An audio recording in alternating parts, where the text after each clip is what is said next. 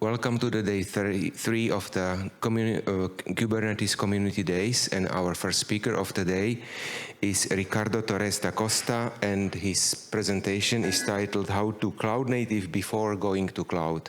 So with this, I give you the speaker, and will remove myself. Thank you, Mira. Good morning to everyone. Thanks for coming this early to my talk. I'm really glad you're here. Thanks for having me here in Bratislava. It's my first time in Slovakia. It's a beautiful place. I need to tell, if anyone here is coming for the first time, like I am, to Slovakia, please be aware of having heavy traditional Slovakian food before you're going to bed. It's difficult, and I'll do my best this morning. But yeah, just be advised if you're a newbie like I am. But it's delicious food, I have to say.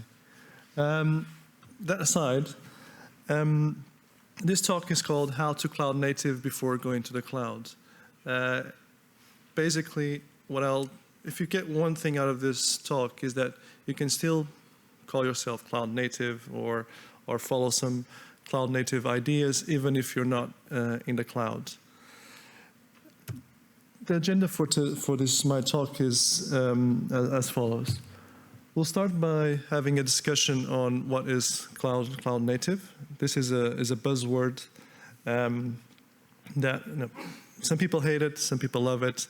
It's sometimes not very clear what it means. But we'll start with that, a little bit of discussion there. Then we'll go over the journey of the potential journey of a company that perhaps is traditional, is more on-prem, maybe has a monolith, and they're thinking about perhaps moving towards a cloud-native approach because they hear about the wonderful things that cloud-native deliver. And then finally, I'll talk to you a little bit about my homelab, which was actually my inspiration to have this talk. In my homelab, which was fully on-prem, I applied some of the cloud-native principles. Right, so what is cloud-native? There's a lot of debate on this. As I said, some people like it, some people don't like it. I should know a little bit about it because, I didn't introduce myself. No, as Miro said, I'm Ricardo.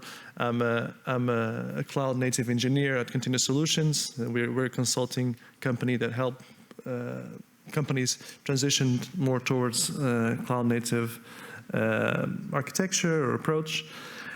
So I have it in my role title, so I should really have a couple of thoughts or ideas about what cloud-native is. So cloud-native, this is my opinion, is nothing more than a set of approaches, of tools, of principles that were really supercharged by cloud computing. To me, that's it. It's a very vague idea, but it was just a bunch of things that came out of cloud computing. And that can be applied both within cloud or outside cloud. That is, it's a bit of a mythical being. That said, of course, you need to have a little bit more information about what it actually is. So I have a few aspects which are more details about what cloud native really is. If you go into the CNCF's website, you can see their definition, where they even have some tools that they think make sense to attach to cloud native. But I have a few aspects I think are really, really key. So the first one is scalability. This is something that really came out of cloud computing, particularly their auto-scaling abilities. So scalability is nothing more than the ability of your system to respond to both increases or decreases in demand. Another aspect is the quick time to market. If you're in a cloud-native environment, the time from ideation to being in production should be really compressed. That's a big focus in cloud native. Also, immutable infra. This is a little bit more technical, and we'll talk a little bit more ahead. But this is basically the idea that you don't treat your infrastructure as pets. You don't apply patches onto your servers. Instead, you treat them as cattle. As soon as you have some problem with your infrastructure, you chuck it away and you rebuild it. observability. Given the nature of cloud computing, it is mostly composed of distributed systems. In that environment, you really need to have a really good view of what's happening everywhere at all the time. So you need to be very strong in terms of metrics, tracing, logging, visualization. This is something, of course, always has existed in IT, but now, as far as cloud native is concerned, it's a really crucial part. Availability, this is where all the how many nines can you promise discussion comes about, which is the percentage of uptime of your application. It should be high, it should be very high. Resilience, this is another crucial aspect of the cloud native world. This is the ability of your systems to automatically, and this is key, automatically self-heal after failure. And finally, something a little bit different, which is Team Topologies, which is a great book, and it's more to do with organizations of teams. And this, I think, is really important in the cloud native world, so that companies can move a little bit more towards product-led organizations, so that then you can reduce cognitive load, you can make services more independent. And this aspect is a little bit different from the other ones, but I think is super important. So for the rest of this talk, particularly the next section where I'll talk about what I'll advise a company that's starting this journey, I'll focus on 3 of these aspects. I'll focus on scalability, I'll focus on quick time to market, and I'll focus on immutable infra. Okay, so this is the second part of this session. We are called into a company that's thinking about moving towards cloud native, and we get there and we see what they have, and we need to come up with a plan. So when we get there, we tend to face this. We tend to face a big, complex, rigid system, which again is very complex, is very intertwined. People are afraid of touching it because who knows what else might break. It takes ages to, any new feature to be deployed takes ages to get to production. It's a difficult environment, and in these days when we have newcomers coming into your markets, everything is moving very fast. You need to be a lot more agile. So, what would we suggest? Or what would I suggest for you to start this journey towards cloud native? We can see that your system is fragile because of this intertwined nature of it. So one approach would be, okay, we need to start breaking those, your big system into, your big problem, let's say, into smaller problems. This is not just a discussion about going from monolith to microservices, even though that's part also of the equation, but it's more of a general approach. What are the things that you can tackle like in the first few months? And here, I would focus on those 3 aspects I mentioned before. So, scalability is the first one. So 10,000 years ago, we will have servers, physical servers, and they will have a few applications running there. And then you have, you were very successful, your application will be in high demand, then you have to call IT department, please get me more servers. And then you have to wait a few weeks or a few months, and that'll be a bit stressful. But everyone knew that this will happen. So what everyone will end up doing is, for your department, you end up buying 10 times more the servers that you actually need, just to make sure that in case things are very successful, then you can deal with demand. Now this is terrible, both because you might reach the limit of your hardware and you have a problem, but also it's very wasteful. Like, companies can't be putting so much money into servers that are then just sitting down doing nothing. So if I were to come to this company and advise them how to move forward, probably the first thing I'll tell them to do is, and to be honest, these days most medium-sized companies or bigger, they already do this. I'll advise them to get like a hypervisor going, so virtualize, storage, networking, compute, in such a way that then you can get resources from the applications that are maybe less successful or that don't need as much work power, and give that to those applications that do need it. So basically, you can pull together all the resources from your company and then give them from one application to another application, from one department to another department, all of this in a relatively quick fashion. Now, the key thing, and this is what I'll propose, is that you should make this shift from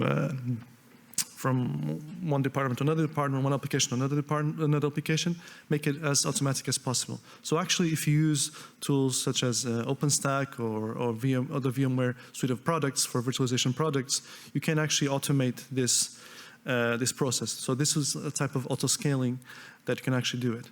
The downside of this is that it's actually it's not straightforward. There's a lot of maintenance. It can be done, but then you need a team to manage this. So the next step would be, at some point, to actually deploy a container orchestrator. Of course, this is already assuming that you're moving towards microservices.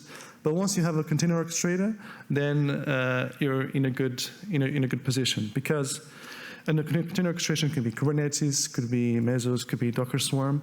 Once you have a container orchestrator, all of this scaling is done to you by default. Like, there's very little configuration you need to do. And here you can do virtual scaling up, so you give more resources to your workloads. You can do horizontal scaling, so you can create more instances of the same workloads. And you can also do cluster scaling, so by which more nodes or more VMs can be added to your container orchestrator. And all of this is done automatically. And crucially, all of this can be done on-prem. Like, you don't need to get a cloud provider to do this for you. The second aspect I mentioned before, time to market. Some time ago, I mean, actually, many companies still have this issue. You have a monolith, all code is put together. Time to market is terrible. Everyone is afraid of touching your code base. Who knows what's gonna happen? Many times you tend to have, after you make a change, you need to have a conversation with 10 other people to make sure that your change is not going to destroy their bit of work. You might even have, I forgot what it stands for, but you might even have CAB meetings where every change is approved. So this makes it very difficult to deliver to market. On top of that, also, in the old world, then for you to get from development environment to production environment, you go through a bunch of long-lived testing environments, and all of them are slightly different, and all of them have slight problems. So they also tend to be the tests that happen, they tend to be manual, and this makes the whole process for you to go from development to production might last weeks or months, and that's really far from ideal. So my advice to this company would be, okay, probably you might start thinking about microservices, and that's I think it's a good thing. But the first step would be for you to perhaps, okay, you have a big monolith, we can just start with something simpler like services-oriented architecture, so that then you have your developers focusing on just given parts of the code base, and then that those parts can still also have interfaces like microservices. And this will reduce their cognitive load, and you'll feel a lot more comfortable making changes. So this should speed up part of the process. You still have the issue with having those testing environments, which really slow down the process, but it's already an improvement. Then the next stage will be indeed to move more towards a microservices approach, where indeed those services you slowly start deconstructing the monolith and getting them out, and they become independent from each other. You just need to have strong interface agreements between those microservices. And you can start deploying them also individually. So while before, if you made a change, then you had to deploy the whole application together. Here now you can have all of them being deployed individually. You have the less cognitive load on the developers. We have much faster deployment to production, and crucially, because all of those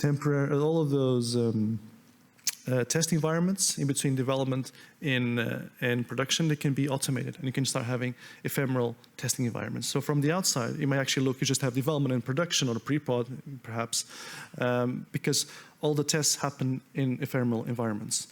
And again, this is something that you can still do on-prem. You don't need to be on the cloud. I mean, there are lots of services on the cloud that do this, but you don't actually need it. You can do that on-prem. Yes, next, immutable infrastructure. So this is a part which I think is really fundamental in cloud-native world, which is immutable infrastructure, which is the idea, as I mentioned before, that you treat your infrastructure in a disposable manner. So before, the way things used to be done, you say you have an operator, and she would create, provision an environment, a server, all good. You have app version 1, OS version 1, but then your application, you realize that there's a patch, like a security patch or something that has to be applied. So then the operator would manually go into that server and have to do apply the patch, and then reboot the server, and then you get like a new version of that server, so version 2. Now, crucially, this server is still the same. So, and this is super tedious work. It's really boring. It's really error-prone. You have to do the same thing for a bunch of different servers, and that's really no fun. And a lot of problems, like no one knows what's in production. It's just a nightmare. Yeah. By the look, I can imagine that many of you have experienced this in the past. So the first improvement will be, okay, you can still start provision servers manually, but at least let's start applying some configuration automatically. So we can start using some like Ansible playbooks, for instance. So you provision the servers, but then you write a script like an Ansible playbook, and you configure it. And then if a patch comes, and assuming that the Ansible is idempotent, then you just change the script, the playbook in Ansible, and you deploy it again to the same server, and then you move from version 1 to version 2. This is much better. You automate a part of the process. The thing is, you're still relying on the same long-lived server. And this used to be a problem in the past, when creating a server was something very expensive. But these days, with cloud computing and all the tools that came from that, even on-prem, it can be relatively cheap to just spin up like VMs. So the ideal approach, really, in my view, is to simply automate everything. So you automate the provisioning of the server with tools such as Terraform. And then if you have a patch that you want to apply, or if you want to change anything, you simply, again, you change that script. But then what happens is that instead of applying it over the existing server, you destroy the existing server, and you create the new server from scratch. So then at any moment, you can be really, really confident that you know what's in production. This is where GitOps also comes in. This just lets you like sleep at night much, much better. And those will be probably the key things I would advise the company. If you can start working on those 3 aspects, I think you're on a good path to success. Okay, now I go to the fun part of my talk. And I know this is very early, but I hope this brings your spirits a little bit up. This was indeed what made me actually prepare this talk. I worked on my own home lab on-prem. And why did I do that? I love tinkering with hardware, and I guess most of us here probably do as well, or tinkering with IT-related stuff, even if it's just software. But I really love tinkering with hardware. I really learn a lot by doing that. I don't know if you have experienced this, but I can really suggest you do the same thing. When I work in cloud environments, regardless of how good they are, there's a lot of stuff that's abstracted away from you. So when you're working on your home lab, where you have full control of it, then you really need to understand the full stack. And that's, to me, it's really helpful and really powerful. And I also really test a lot of, at my current engagement, we have an air-gapped environment. So actually using homelab is perfect for that. And finally, I'm also like, I don't like spending money, so I had a bunch of old laptops, and I just use that. How I do it? There you go. This is like a couple of pictures I took of my home setting, and usually it looks much worse because it's in my office. When my wife doesn't let me take it out of my office, it produces a bit of heat as well. But here you can see that I started with 3 old laptops, and then I also bought a couple of NUCs there, those 2 small computers, and I also have a switch. Just plug them in all together. I did a bunch of experiments with them, but for this session, I'm just gonna talk to you about something I did, which really feels like cloud, but it's not cloud. It's on-prem. Okay, so this is the fun part of the presentation. Let me see if I can get it there. Apologies, I know it might be a little bit small. Okay. So this is, can you see it? Yeah, okay. So this is my home lab setting. On the left, you see that I'm using Proxmox.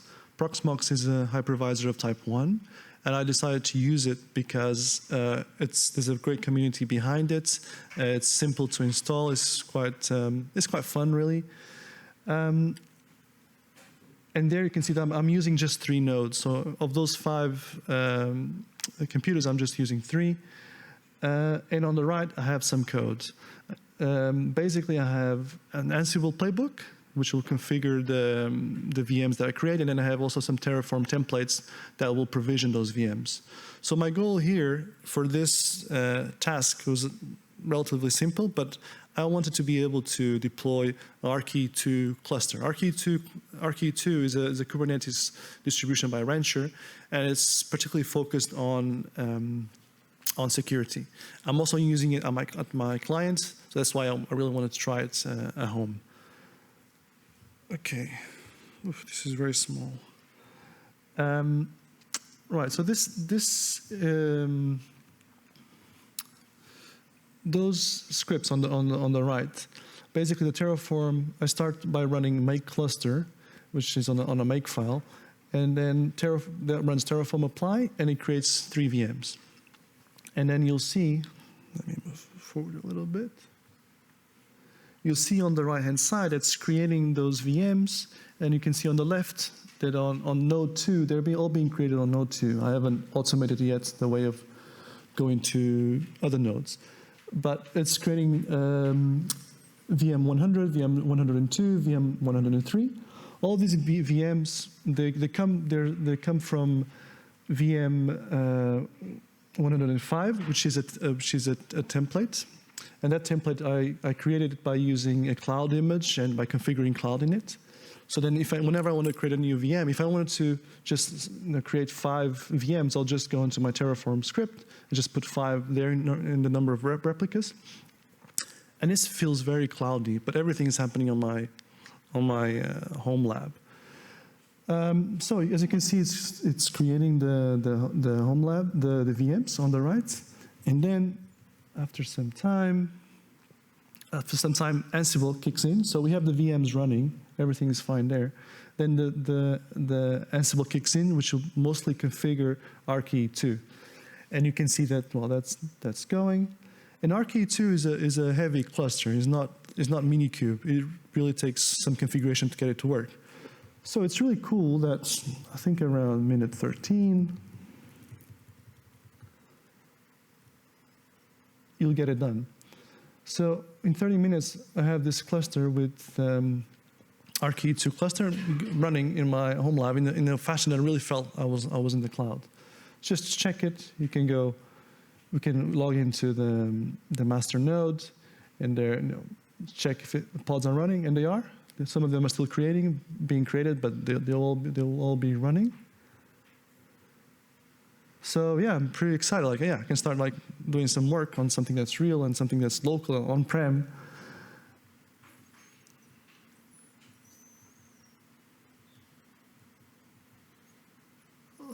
Okay, and then end of the day, no, I'm all done. I spent the day doing this. Now when I go and have a beer, I just run make cluster destroy.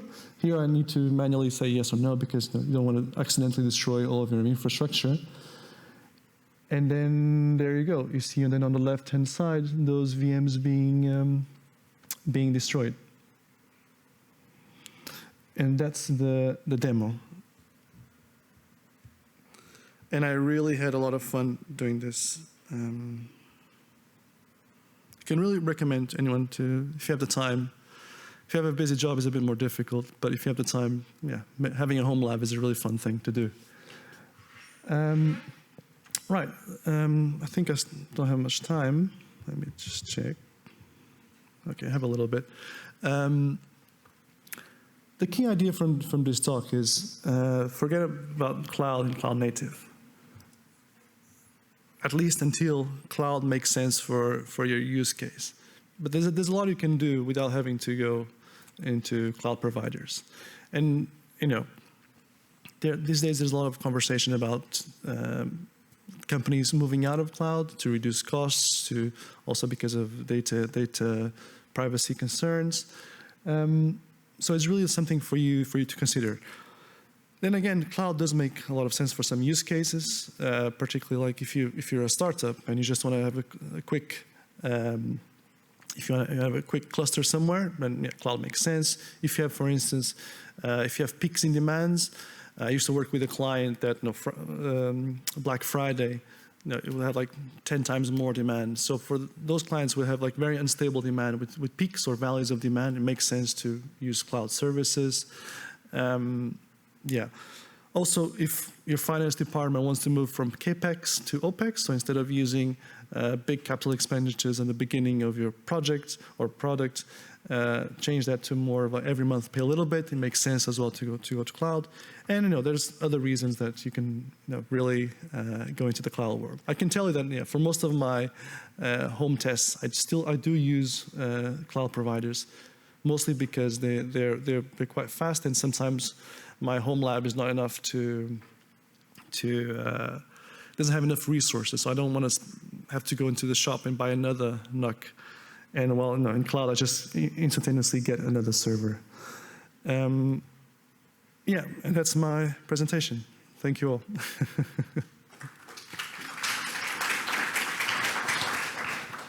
Thank you very much. And we have a question. Could you use LXC for virtualization, or do you need full virtualization? Sorry, what's LXC? Linux containers. Yes. You can particularly with Proxmox, you can use also containers for that. I don't have much experience with that. I've always used container orchestrator. I don't know if that answers the question. Do you need specific versions of the kernel? Because LXC share kernel with Proxmox. Right. I have to get back to you on that. I don't know. There is a next question. How does Ansible playbook start after provisioning is done by Terraform? Well, it's simply a makefile. So when the first target is done, so when Terraform apply concludes, then it starts the Terraform apply, the Ansible playbook. It runs the Ansible playbook. So just sequentially. Thank you very much. Any more questions?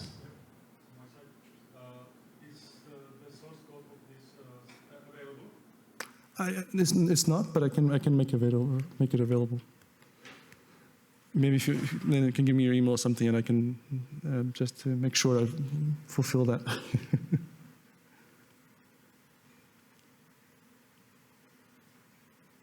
There are no more questions. Thank you very much for an interesting presentation. You also gave us some time, so you can go and grab a coffee or something. We continue at 10:10 with the next presentation.